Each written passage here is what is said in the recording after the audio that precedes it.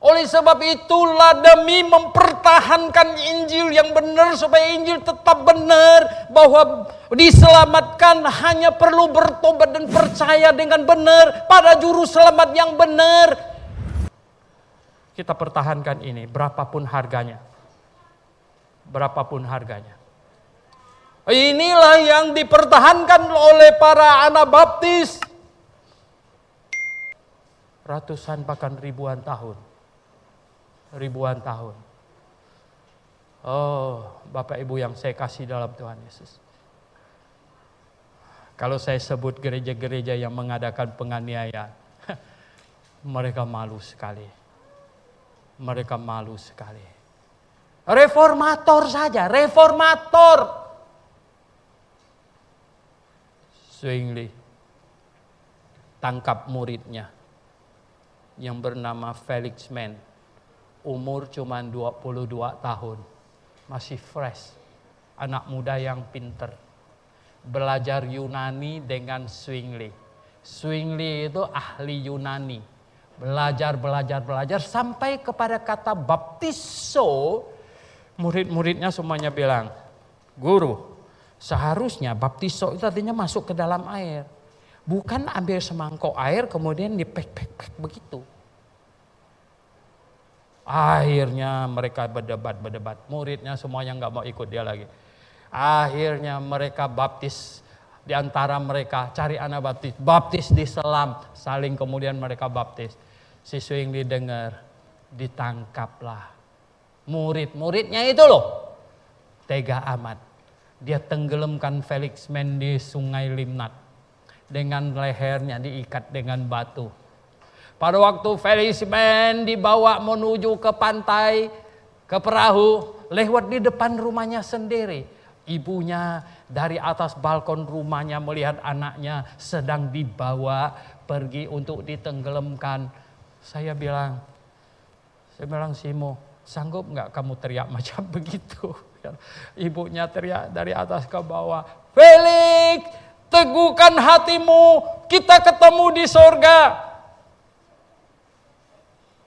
Oh, tidak gampang untuk itu. Membaca ceritanya aja hati kita bergetar. Ada ibu yang berseru begitu kepada anaknya yang sedang mau dieksekusi. Felix, teguhkan hatimu, kita ketemu di sorga. Bapak Ibu yang saya kasih dalam Tuhan Yesus. Dahsyat sekali.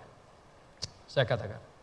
Nah, mengapa? Karena kita mau supaya ada Injil yang benar. Kita hari ini masih bisa mengerti Injil yang benar, mendengar Injil yang benar, diselamatkan oleh Injil yang benar, yang tidak ditambah-tambahin dengan apapun, upacara apapun.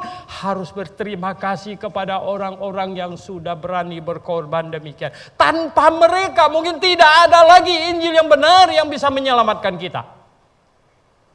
Oh,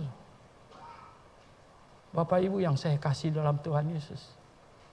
Ulang-ulang saya katakan kepada jemaat Grafe dan jemaat GBIA. Kamu tahu enggak? Hari ini kita masih bisa mendengar Injil yang benar. Berapa besar pengorbanan yang sudah dilakukan oleh pendahulu-pendahulu kita. Mereka sudah keluar uang, mereka keluar tenaga, keluar keringat, keluar darah, mempersembahkan kepala mereka. Sampai Injil tiba di tangan kita dan kita diselamatkan. Bapak Ibu yang saya kasih dalam Tuhan Yesus.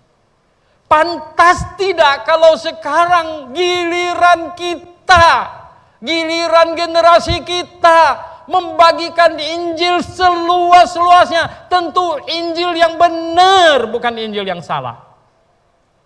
Injil yang benar. Supaya lebih banyak orang diselamatkan. Oh, puji syukur kepada Tuhan. Iblis banyak memakai internet merusak anak muda. Dengan segala macam yang bisa ditonton di dalamnya. Kita juga manfaatkan. Oleh sebab itu, channel YouTube Grafe sudah berapa ratus film kita upload ke sana. Dan banyak orang bersyukur. Saya terharu sekali. Tanya Simo. Pergi ke bank Maybank, mengambil uang $100. Ya. Satu bapak dari Amerika kirim $100 untuk saya. Saya bilang, ya, kita pergi ambil. Dan kalau saya foto lagi di bank, formulirnya saya kirim sama dia. Dia bilang, Pak Suhento, saya ini sudah pensiun. Ya. Saya cuma hanya ikut ambil bagian kecil. Saya bilang, Bapak di mana tahu saya? Tadi dia bilang, saya punya ponakan di Belanda. Di Belanda itu dengar radio RBK ini. Dan kasih tahu saya di Amerika ada radio yang bagus. Dan saya pun dengar di Amerika. Wow. Saya bilang sama Simo, luar biasa. Kalau ada orang cinta kebenaran, ya. Nah, mau tahu sampai ke Alaska kah, kemana kah?